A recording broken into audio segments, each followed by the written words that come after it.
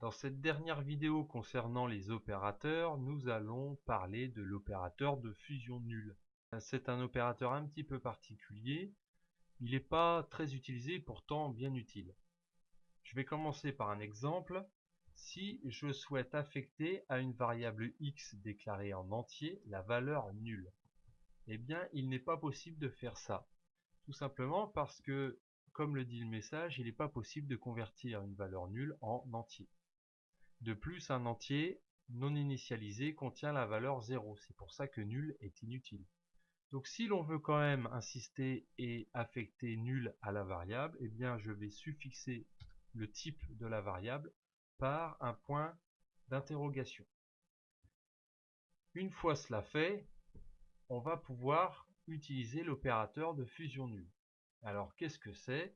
Je vais donner un autre exemple. Si je prends une variable entière y, je lui affecte la valeur x.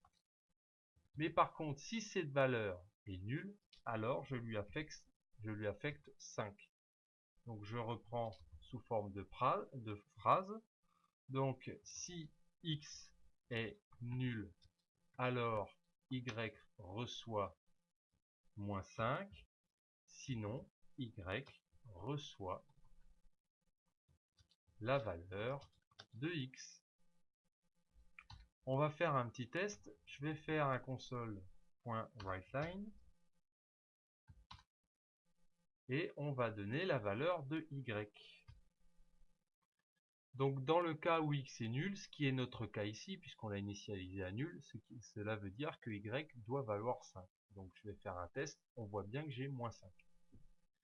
Par contre, si j'ai mon x qui vaut 10, y va prendre la valeur de x, c'est-à-dire 10. On peut se poser la question pourquoi finalement on n'a pas fait ce genre de choses. Par exemple, si je fais if x est égal à nul, donc on fait une comparaison, je prends y qui est égal à moins 5, et puis sinon je fais une alternative, et je prends y qui est égal à x, ce qui paraît très logique, puisque si x n'est pas nul, on peut lui affecter une valeur. Mais ça, le programme ne le voudra pas. Encore une fois, il va considérer qu'il n'est pas possible de convertir implicitement un int acceptant une valeur nulle en int n'acceptant pas de valeur nulle.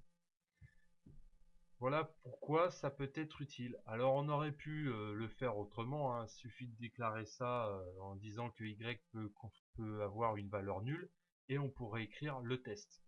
Donc c'est soit on déclare y en considérant que ça peut être un entier à valeur nulle.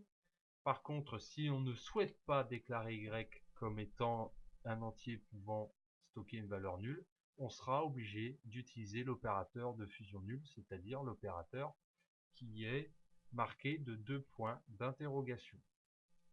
Voilà, il n'y a rien d'autre à dire pour cet opérateur un petit peu particulier, mais bien utile.